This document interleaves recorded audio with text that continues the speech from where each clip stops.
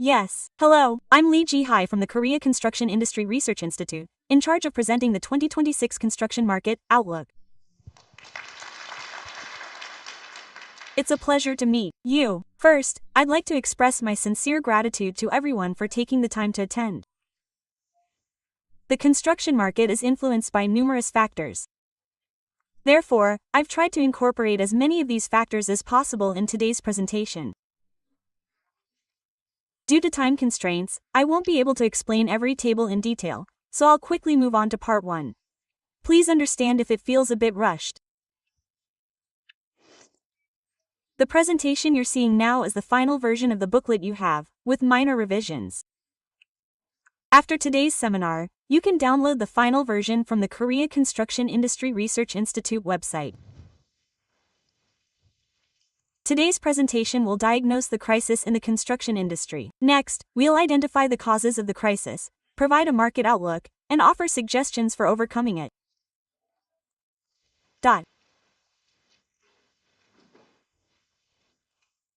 The construction industry is very closely linked to GDP. As construction investment increases, GDP also rises. Therefore, there's a positive correlation. If you plot the two on a graph, you'll see an upward trend. However, you can see that construction investment has recently reversed course. This has only happened twice, after the financial crisis in 2000 and recently. This demonstrates the exceptional and challenging nature of the current situation. As the director mentioned, the decline in construction investment is a major cause of the sluggish economy. So, let's take a closer look at the future direction of this investment. The construction industry is the foundation of the national economy and the foundation of our lives. As I mentioned earlier, construction investment accounts for approximately 15% of GDP.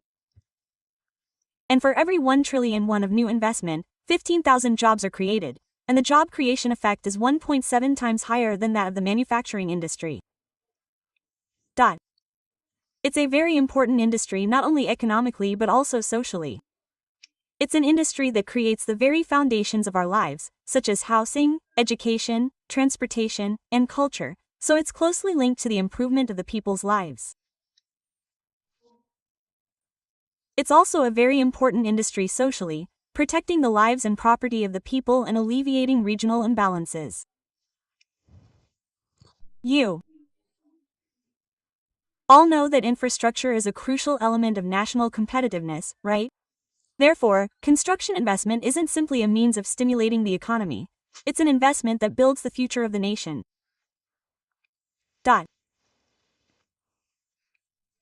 And the construction industry isn't just about building buildings. It's a crucial hub industry that connects numerous upstream and downstream industries and circulates all industries. When construction projects open, behind this, materials industries like steel and cement provide production and employment. Construction creates roads, power plants, and factories, which in turn enable production in other industries. Therefore, the construction industry is a central industry encompassing all other industries. Investment in construction isn't simply investment in the construction industry itself, it's investment in the foundation and development of all industries. Furthermore, the construction industry is one in which the entire nation participates. Construction investment encompasses a holistic framework that begins with land and ends with the citizens, the consumers. Therefore, numerous diverse stakeholders are connected. Therefore, construction investment can be considered an investment in the people, building national infrastructure and assets. However, the construction industry has recently been facing a significant crisis. Let's examine this crisis through key indicators. First, let's look at the leading indicator, construction orders. Construction levels reached a very high level in 2022, but then fell significantly in 2023 and 2024. So, if you look at the constant dollar amount, you can see that it's returned to the level of June 2015. And this year, if you look at the cumulative construction orders from January to August, as shown in the graph on the right. From January to June, political uncertainty hindered orders and dampened investment sentiment, resulting in few orders. However, in July and August, orders that had been pending were fulfilled, leading to a slight increase in orders. So, you can see a 3.7% cumulative increase year-on-year. Looking at the details, public sector orders decreased by 8.4% compared to the previous quarter. Civil engineering, in particular, decreased by 27.7%. The total for railways, landfills, water supply, sewerage, and roads decreased significantly compared to the previous year. However, if you look at civil engineering, you'll see private construction orders below. Civil engineering orders also decreased significantly in the private sector, down 33%. In the private sector, orders for machinery installation, power generation, and roads decreased significantly. The following page breaks down orders by type. So, you can see that civil engineering decreased by 30.1%. Civil engineering declined significantly in the public sector due to decreased social overhead capital, SOC, investment. In the private sector, facility investment shifted to the United States, and various other factors contributed to the decline in value. Construction did increase slightly, up 19.7%. The increase in redevelopment and reconstruction orders had a significant impact. Housing orders increased by 33.2% due to the increase in redevelopment and reconstruction orders. As you can see above, public housing orders have been increasing significantly for a long time, up 152.4%. In the private sector, orders for housing increased by 24.5%. Non-residential construction decreased in the public sector and increased slightly in the private sector. Overall, we see an 8.8% increase. You might think, well, that's good because orders have increased. But let's look at construction starts. Despite the recovery in orders, construction starts are declining. Looking at the cumulative construction starts from January to August 2025, it decreased by 16% year-on-year. The decline was particularly significant in the residential sector, with a minus 29.5% decrease in residential construction. Despite the improvement in construction orders, construction starts are continuing to decline. KDI recently pointed this out in October. So, due to factors like strengthened screening for real estate PF loans and the slowdown in local real estate development, the level of growth is increasing, but construction starts are not. They point out that the gap between the two is widening significantly. If you look at the graph on the right, you can see that the gap between the two is widening significantly. When construction starts decrease like this, the construction period is extended and construction completion is not achieved. As a result, construction completions also decrease, and investment recovery is slowed.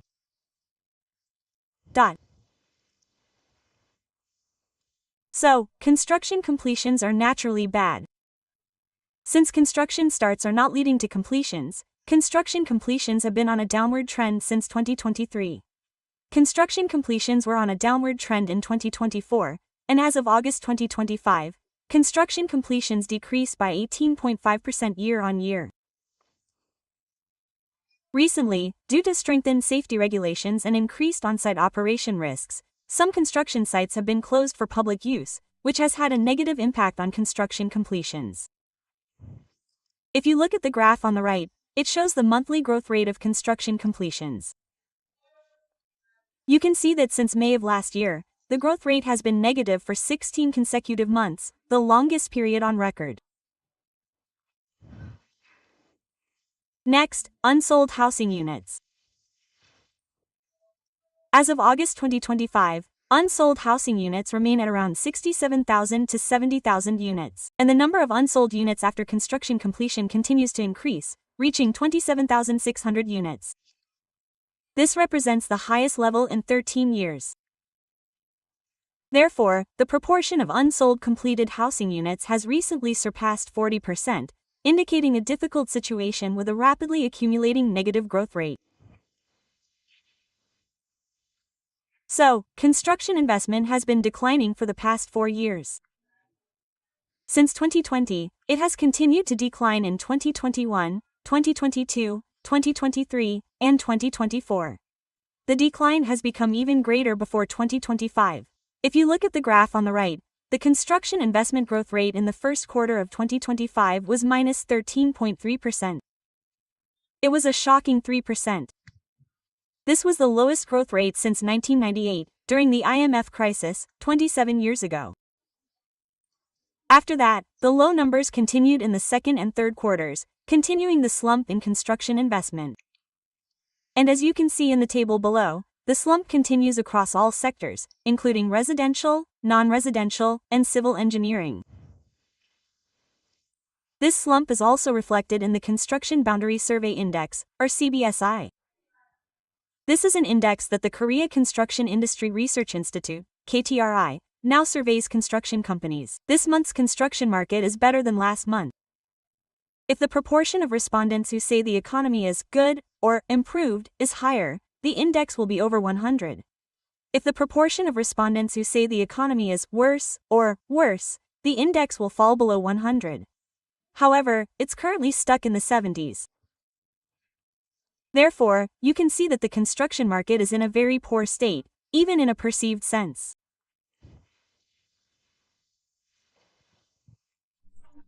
So, let's examine the causes of this difficult crisis in the construction industry. The first reason is construction costs. I believe construction costs are truly holding back the construction industry. As of August, the construction cost index was 131.0. The September index was released yesterday. It stood at 131.66, a reading of 66. The rate of increase in construction costs has slowed somewhat. As of August, it rose about 1% year on year. Some people ask, isn't it okay now that it's slowly rising? But it's already at a very high level. And it's not falling. It's continuing to rise.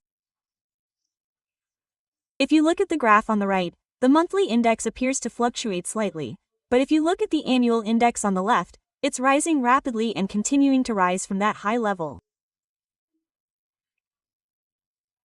This shows that construction costs are a serious problem. And the cost of financing remains very high. The base rate has eased. The base rate has now shifted to an easing trend.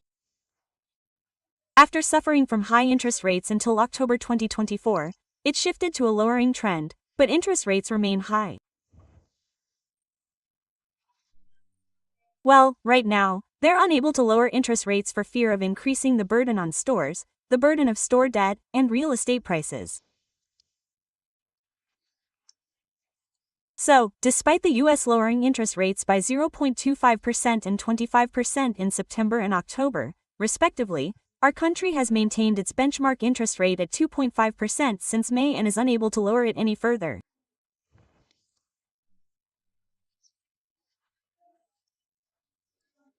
As you can see in the table, the average interest rate on construction profits continues to rise, despite the funding index gradually declining from 2021 to 2024, due to strengthened PF loan regulations or other loan regulations.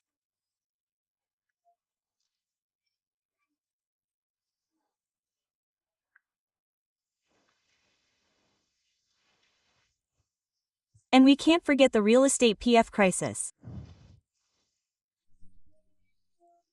The government announced that the PF market stabilization policy is proceeding smoothly and without a hitch.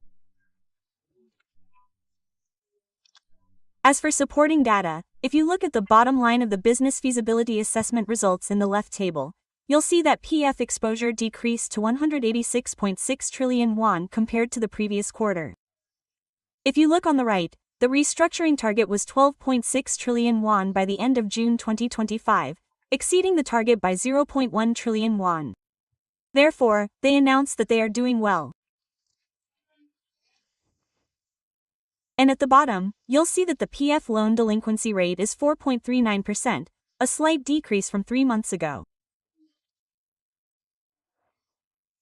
However, if you look at the delinquency rate below, it's very high. It remains high. While some businesses are returning to normal, unsold housing in local areas is piling up, and risks for small and medium-sized developers persist. Without a recovery in demand, the PF crisis is expected to persist. Therefore, it's difficult to say that the situation is stable. We could say it's a bit unstable. There's also a structural crisis within the industry. Low productivity, an aging workforce, and a multi-level industrial structure are all factors that weaken the construction industry's resilience. Low productivity, in particular, reduces the return on investment, thereby weakening economic recovery. The aging workforce also leads to higher labor costs and a weakening of safety and technological capabilities. Side effects of the multi-level industry include illegal subcontracting and a focus on low-cost contracts, which can lead to a lack of investment in quality, safety, innovation, and safety. Furthermore, various factors, such as appropriate construction costs, appropriate construction schedules, and conflicts between industry and industry, are hindering the industry's recovery.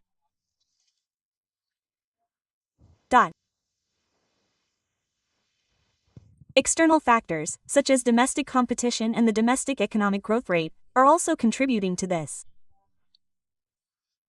As you mentioned earlier, this year's economic growth rate is projected at around 0.9%, and next year's is projected at around 1.6%.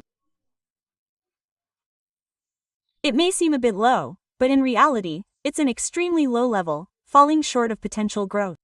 Because of the ongoing low growth, the economy is stagnant, making it extremely difficult for the construction industry to regain its vitality.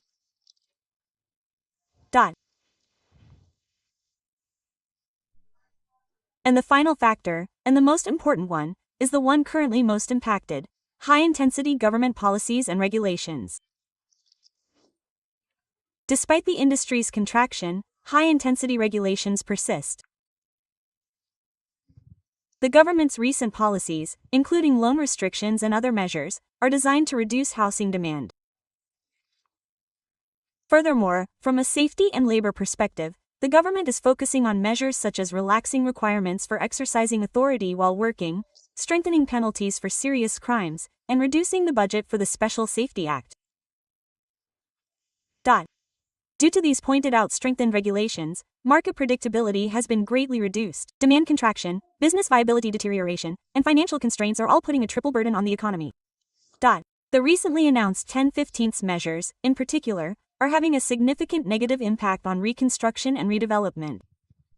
I mentioned earlier that reconstruction and redevelopment have significantly increased the proportion of housing orders, which has led to a slight increase in orders this year. In reality, Seoul cannot supply housing without redevelopment. However, due to the 10/15 measures, cooperative membership and moving expenses have been restricted, and the supply of monthly rent has decreased significantly. As a result, even if we want to, we can't do it within 2 weeks. If it doesn't take 2 weeks, we can't build, and construction can't begin. This delay continues, driving up project costs, hindering public housing and investment, and hindering the supply of housing. We're currently in this predicament. Additionally, this has the effect of exacerbating the difficulties faced by small and medium-sized enterprises, SMEs. They are vulnerable to regulations. SMEs also lack the ability to respond to these challenges compared to large corporations, which has exacerbated polarization and imbalance within the industry. Let's take a look at the construction market outlook for next year. In addition to the factors I've mentioned, there are other factors to consider when it comes to order volume. In public civil engineering contracts, the society budget is a crucial factor. Therefore, a larger society budget translates into more orders, leading to more contracts. Next year's budget, at 27.5 trillion won, is a 7.9% increase compared to last year. Therefore, the level of civil engineering consulting is expected to recover. The Ministry of Land, Infrastructure and Transport has also increased the society budget. Major projects have also been announced. Budgets for railways, regional projects, and urban areas have seen significant increases. There's a plan to supply public housing for public construction orders, right? The government has a strong commitment to supplying public housing. If you look at the graph on the left, the LH contract volume in 2024 was 17.8 trillion won. They announced that they will place orders for 19.6 trillion won, or 6 trillion won, in 2025. These efforts to place orders for LH are expected to continue next year. The table on the right shows the current status and plan for housing supply in the metropolitan area according to the Housing Supply Expansion Plan. They announced that they will begin construction on 1.35 million new housing units by 2030, worth approximately 1.35 trillion won. Therefore, due to this government commitment, we can expect that the supply of public housing will increase somewhat in the future. Yes, of course, this is an ideal scenario. Many variables are expected to come into play before groundbreaking. Next, regarding private orders. Unlike public orders, there's no definitive estimate of the volume. What we do know is that private orders, or rather the private sector, are much more affected by financial and regulatory factors, as well as market demand, than the metalworking sector. And we know all three are currently unfavorable. Under the dual pressures of finance and regulation, investor sentiment is shrinking.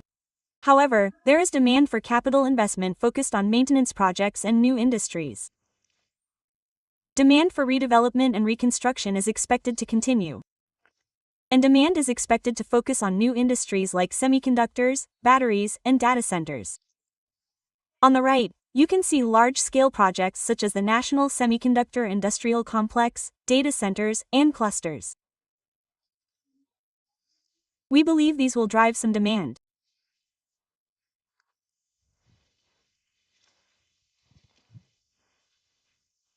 So, let's summarize the key factors forecast for the construction market in 2026. Positive factors include the oversupply of public sector orders, policy support, and expectations of improved financial conditions due to expanded industrial infrastructure investment. Negative factors include a delayed recovery in the private housing market, construction cost burden, strengthened policy regulations, and slowing economic growth. Therefore, we have both positive and negative factors.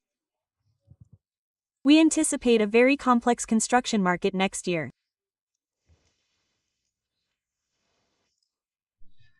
Let me elaborate on the numbers. The construction level in 2026 is projected to reach 231.2 trillion won, a 4% increase from the previous year. Since orders are expected to increase slightly in the public sector is expected to grow by 8.4% to 4%. The private sector is projected to grow by around 2.2%. However, considering inflation, that 2.2% represents virtually no growth. So it'll be roughly similar to this year. Of course, if additional regulations are introduced, it could fall further. So, in fact, it's a very limited recovery, rather than a full recovery. It's a bit limited to the point where it feels like a real recovery. Looking at civil engineering is projected to increase by 5.8%, with a slight increase in housing, leading to a 3.6% increase. Construction investment is projected to reach approximately 270 trillion won, a 2% increase year-on-year. Continued construction delays are leading to a sluggish construction investment.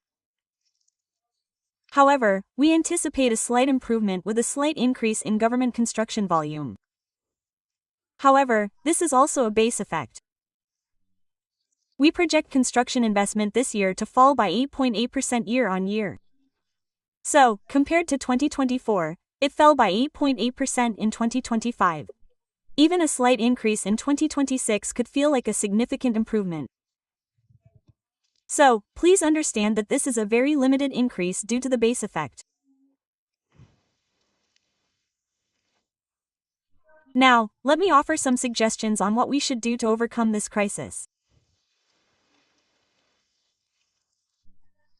First, the construction industry is currently suffering from a complex array of factors. I've explained many of them so far. Therefore, to overcome this economic downturn and overcome these numerous factors, a fundamental transformation of the industrial structure is essential. We have this sense of crisis. Therefore, considering what investments will shape the future of Korea to overcome these structural factors, I propose 3 key mid to long-term shifts in the construction investment paradigm. The first is responding to future demand. We need to build demand, not just meet current demand. Therefore, I propose building future-oriented infrastructure that can address demographic and industrial changes. This will enable new business integration and expansion, as well as strengthening industrial and urban competitiveness. I've included examples of this on the next page. Examples include urban recreation, smart transportation network expansion, digital infrastructure, and new industry linkages. The second is industrial ecosystem innovation and technology internalization. I mentioned investments that build capabilities, not facilities. These investments focus on industrial innovation, such as smart technology and digital transformation. These investments enhance productivity and foster the ability to overcome various limitations, such as labor shortages, safety regulations, and rising costs. Examples include smart construction innovation valleys, supply modular hubs, and digital twin demonstration platforms. Finally, the third is sustainability and social value creation. Investments that build sustainable value are necessary. Examples include investments in ESG and safety enhancement. So, for example, we can cite projects like carbon-neutral urban regeneration, comprehensive overhaul of aging infrastructure, and smart safety and disaster response.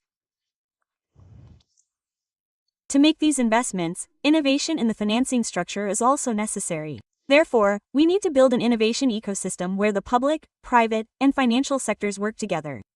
To do so, we need to consider ways to efficiently utilize investment funds, such as introducing risk-sharing financing models or developing financial products specifically for future projects. We need to think carefully about how we can effectively pool and deploy these funds in the right places. However, we must not lose sight of the present while focusing solely on the future. Looking at the management indicators of these companies from 2021 to 2024, they are all deteriorating. Therefore, many construction companies are facing a serious threat to their survival. Therefore, because the industry can only transform if companies survive, short-term volume creation is the starting point for the construction industry's recovery. These are extremely difficult times, so we need to secure a foundation for survival by creating supply. To do so, we need to continue programs such as accelerating public procurement, promoting the start of private projects, supporting PF liquidity, and reinforcing supplies centered on local SMEs. This will create a virtuous cycle of job creation and income, and secure the foundation for maintaining industrial livelihoods for mid to long-term structural transformation. To summarize, that's it. To summarize, next year's construction will involve expanding social overhead capital, SOC, investment and building more public housing. These factors are expected to slightly increase investment and orders. However, this is part of the base effect from this year's poor performance, and we anticipate a very limited recovery. So, in order to overcome these difficulties, we need to create quantity in the short term, and in the mid to long term, we need to invest in future infrastructure, technological innovation, ESG, and safety enhancement.